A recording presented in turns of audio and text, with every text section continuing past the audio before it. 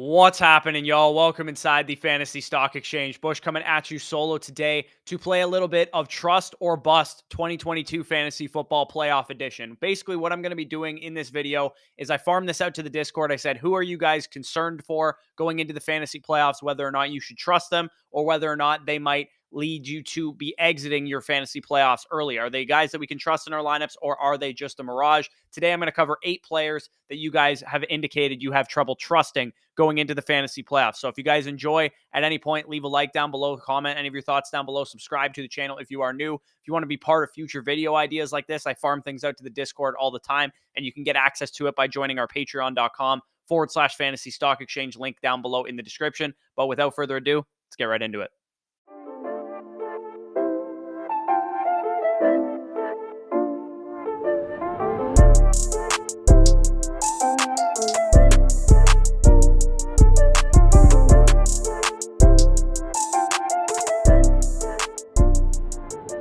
All right, so the first guy that was mentioned, and I would say this was probably the overwhelming majority of people asking this question in terms of trepidation towards trusting this guy. DeAndre Swift had a great week, finally regained some control of his backfield, but can we trust him heading into the fantasy playoffs? Is this something that is going to continue, or is this something that was just a mirage? Last week, we saw DeAndre Swift in week 12 regain his previous third down role against the Buffalo Bills. That was one of the big developments that I was talking about throughout the week. He saw the long down and distance work and the 2-minute drill work that we were accustomed to seeing from DeAndre Swift in years past, earlier this year when he was healthy. But this week, we finally saw him edge out Jamal Williams on early downs as well. He led Jamal Williams in target share, in snaps, in touches, in carries, in routes, and then again, long down and distance, 2-minute drill, third down type of work. Pretty much everything under the sun went to DeAndre Swift except for some short down and distance stuff. He got the goal line carry, Jamal Williams as well. But DeAndre Swift made some serious headway in this Lions backfield. I talked about Swift a few weeks ago as a league-winning trade target because his schedule opened up so easily. He has the Vikings this week, for those of you guys that are trying to make a playoff push.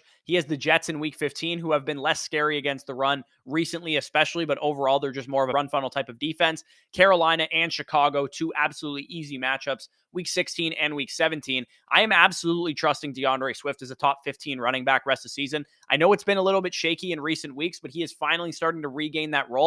And we also have to keep in mind, too, that this game was a negative game script for somebody of DeAndre Swift's workload and acumen. The type of guy that DeAndre Swift is, we would have expected him to be heavily involved in a game script where Detroit was trailing, but they were winning pretty much the entire game. They, in fact, pretty much were blowing the Jaguars out. So, if anything, we should have assumed that Jamal Williams would get the early down work, would get the salt the game away type of carries, and that was not the case. DeAndre Swift was edging him out on early downs. He was edging him out for all of the important work in the backfield. So definitely I am trusting DeAndre Swift heading into the fantasy playoffs. Like I said, I think he can be a big-time league winner for those of you guys out there. One guy that I am not trusting right now is Devin Singletary, and another name that came up quite a bit this week in the Discord. This one's pretty easy for me. The reason I'm not trusting Devin Singletary is because at one point in time, he was considered a mid RB2 on a great offense with a good workload. This week, we saw a shift in his usage. And the reason that I'm scared by a 1-week sample size like this, because previously he had 4 straight games of 70+% of the Bills' offensive snaps. But then in week 13 against New England on Thursday night, he saw just 44% of the snaps. He was out-carried, he was out-targeted, and he ran less routes than James Cook. And the reason I'm scared about this is because James Cook is a rookie running back. We know that rookies tend to scale production as the season goes along. And on top of all that, Nyheim Hines actually played a season-high 23 snaps as well. So it's kind of more so a 3-way timeshare with Nyheim Hines working himself into the slot and some of these other ways. But James Cook is the primary concern because James Cook has a higher PFF rushing, receiving, and pass blocking grade than Devin Singletary this year. So we know if rookies are playing well towards the back half of the season, typically coaches reward them. They start to trust them more often. And I think we're going to see an even split between James Cook and between Devin Singletary and probably a bit of Nyheim Hines as well. And that makes Devin Singletary more of a borderline flex play rather than the mid RB2 that he had been most of the season, a guy that you could probably throw into your lineup each and every week as a, touchdown or bust type of option. But we know because he played for Buffalo, typically he would have opportunities to get into the end zone. So for me, I'm probably going to not trust Devin Singletary heading into the fantasy playoffs. If I have a super deep roster, if I have a lot of options that I can throw into my flexes, I would probably start 25, 30, 35 wide receivers on a given week over a guy like Devin Singletary going forward. The next guy that we're going to talk about is Isiah Pacheco. And a lot of you guys indicated that you were nervous about Isiah Pacheco. Can we trust him in the fantasy playoffs? I would say you can trust him, but only for what he is. Don't think that, Isiah Pacheco, because he's a rookie running back, is going to suddenly be some league winner because he plays for Kansas City. He's been the starter long enough that we kind of know what his role is. We kind of know how they're going to divvy up touches in this backfield. He's going to split snaps pretty much evenly with Jerick McKinnon. He's going to split touches pretty much evenly with Jerick McKinnon. He's going to be the primary ball carrier. He's going to have the autonomy on the goal line and get the most carries. He's had 14 plus carries in 4 straight games now, but Jerick McKinnon will take most of the routes. He will take most of the targets, and that kind of limits Isiah Pacheco into a touchdown or bust type of RB2. But because he plays for Kansas City, that's someone that you can trust, because we know Kansas City is going to generate scoring opportunities. They're going to generate red zone touches, goal line touches for a guy like Pacheco.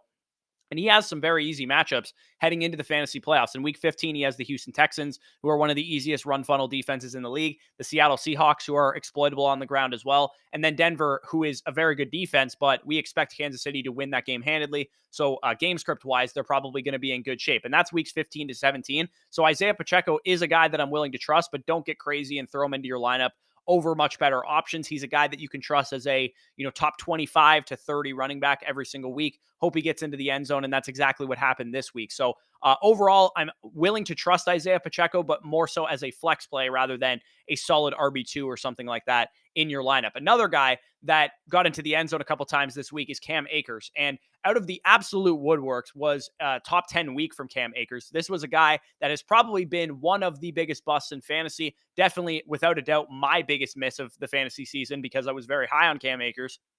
This week, he actually saw some great usage. If he had saw this usage in week 1, I would have been doing victory laps all year. 72% of the snaps, high route participation at over 50%, and he found the end zone twice. This was exactly what I expected Cam Akers to be all season. Definitely did not work out that way. As much as I love to save my Cam Akers Best Ball Mania 3 shares and say that I, eventually was right on Cam Akers, I personally don't buy it. I don't think this is going to continue. Medically speaking, he should be about back to 100%, nearing from the Achilles tear based on the data that I've seen from fantasy doctors on Twitter. They said, November, December is when he's going to actually start to be 100%.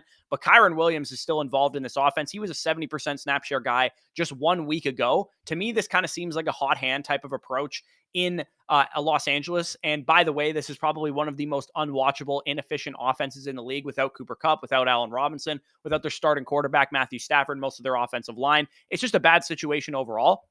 Could Cam Akers be an RB3 flex play going forward? I think it's possible, but do not fool yourself into thinking he's going to be anything much better than that. A guy that you can maybe rely on as low-end flex type of appeal, but not a guy that I'm willing to trust necessarily heading into the fantasy playoffs. Another group of players that you guys indicated you were a little bit nervous about, and understandably so, was the 49ers passing game. Specifically, Deebo Samuel's name came up quite a bit. George Kittle and Brandon Ayuk would also apply, as would Christian McCaffrey. And obviously, this stems from Jimmy Garoppolo being out for the season. He broke his foot on Sunday against the Dolphins on, I believe it was their first drive. He got his foot stepped on, and he's going to be out for the year. And Brock Purdy, who was Mr. Irrelevant in the 2022 NFL Draft, Iowa State quarterback, who was at one time or another thought to be a potentially good quarterback prospect, but kind of fell flat to expectations. He is going to be the presumed starter rest of the season. And Baker Mayfield was actually released by the Carolina Panthers this morning. A lot of people were like, oh my God, San Francisco is going to sign Baker Mayfield and turn him into a great quarterback. I don't really buy it. I think Brock Purdy is probably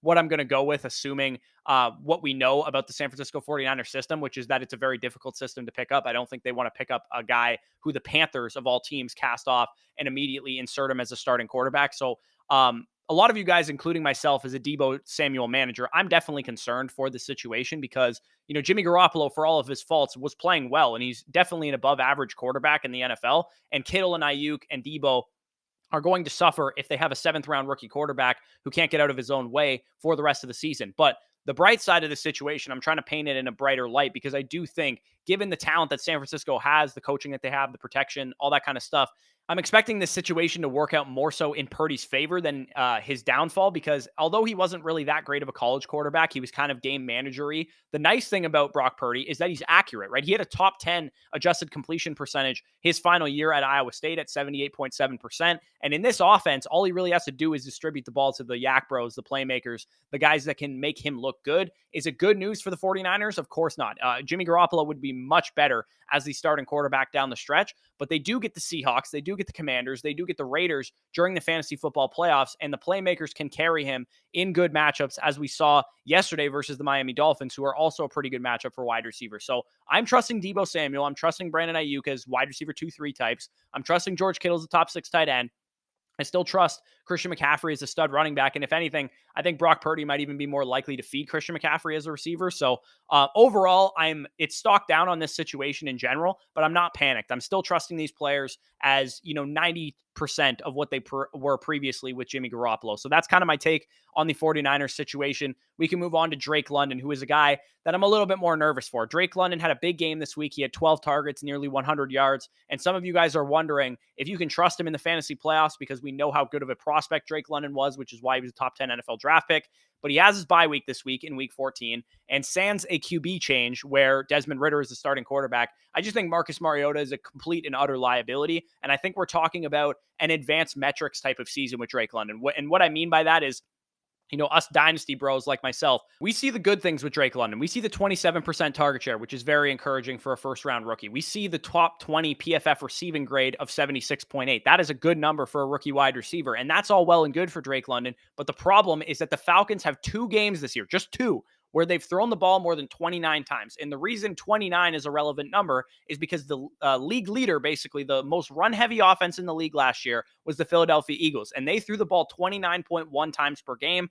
Therefore, the Falcons are so run-heavy, 23.1 pass attempts per game, that they've only exceeded the lowest passing offense in the league last year twice this entire season. So with Drake London, you're counting on an offense that is just not going to give you the passing production, the passing output that you need for him to be a fantasy relevant wide receiver 2-3 type down the stretch. So for me, I'm probably not going to trust Drake London as anything more than a low-end flex play rest of the season. I know it sucks because he looks great. He's getting the targets, he's getting the air yards and all that good stuff, but it's really difficult for me to trust him as anything more than a low-end flex play given the offensive situation. Maybe if we see a QB change, Desmond Ridder comes in and they're able to open up the offense a little bit more, but as long as Marcus Mariota is starting for the Falcons, I'm probably not going to trust Drake London as much more than a wide receiver 3. So Amari Cooper is the next guy that you guys expressed some concern with. He had a down week this past week. The Texans secondary, for those of you guys that are unaware, is actually pretty good. Derek Stingley Jr. and company, they're actually a relevant secondary and a top 15 kind of pass defense right now. So I'm not overly concerned that Amari Cooper didn't have a great game, because this actually was a relatively tough matchup. They were probably also very amped for this game, knowing that Deshaun Watson was the QB on the other side of the ball. It was his first game back. I'm not really taking too much away from Deshaun Watson's performance. Special teams and defensive touchdowns is how the Browns actually won this game. It was kind of just weird all around. But the important thing to take away from Amari Cooper's first game with Deshaun Watson was that he had 9 targets. It was a 43% target share, and he's still the number 1 wide receiver of this team. Deshaun Watson is absolutely a better quarterback than Jacoby Brissett, even as well as Jacoby Brissett was playing this year. And the schedule is not at all difficult rest of the season either. I think that Amari Cooper is a fine low-end wide receiver 1, high-end wide receiver 2, given what we've seen from him throughout the duration of this season, with Deshaun Watson getting more comfortable each and every game throughout this offense. David Njoku probably back in the next game. I think the Browns are going to be much better than what they showed against the Houston Texans on Sunday. So don't worry about Amari Cooper. He is a guy that you can absolutely trust heading into the fantasy playoffs. And closing out this video, we are going to go with one more guy that you can trust that a lot of you guys express concern with. Christian Watson, wide receiver from the Green Bay Packers, the touchdown machine, basically. He is proving to be awesome for fantasy the past couple games. In the last 4 games, he has 8 touchdowns, 2 of which on the ground, 6 through the air. 42%, 16%, 24%, and 21% are his target shares over the last 4 games. He has his week 14 bye week this week, but the Rams, Dolphins, and Vikings are his playoff schedule. And all 3 of those teams are actually top 10 matchups for fantasy wide receivers, and we know that Aaron Rodgers is a very efficient passer. So I do not think that Christian Watson is slowing down one bit anytime soon. I'm expecting this guy to potentially be, kind of this year's Amon-Ra St. Brown down the stretch. He's going to get another bye week to show that post-bye rookie bump that we always like to see out of rookie wide receivers. Will he continue to score, 2 touchdowns a game? Probably not. I would imagine that probably regresses a little bit, but he's running the routes. He's getting the targets, especially downfield in the red zone to the end zone. The valuable targets that we want out of our fantasy wide receivers are being funneled to Christian Watson. He almost gets no, irrelevant targets. Like if you think of a guy like Deontay Johnson, for example, who gets plenty of targets, but none of them are valuable. None of them are to the end zone. None of them are downfield. They're just kind of like 6-yard out routes. Those are almost like none of Christian Watson's targets. All of his targets come downfield in the red zone to the end zone. Very, very valuable targets. So I do not think with an efficient quarterback like Aaron Rodgers that Christian Watson is going to slow down anytime soon. He is going to be a guy that you're going to want in your lineups as a top 30, top 24 wide receiver for the rest of the season. So like I said, if you guys enjoyed this video at any point, leave a like down below, comment any of your thoughts down below, subscribe to the channel if you are new. Who is somebody that down below in the comments that you think you should be trusting, you should be busting? Let me know in the comments. I'll answer as many as I possibly can. But with that being said, peace out, guys. We'll talk to you soon. Wire me the money.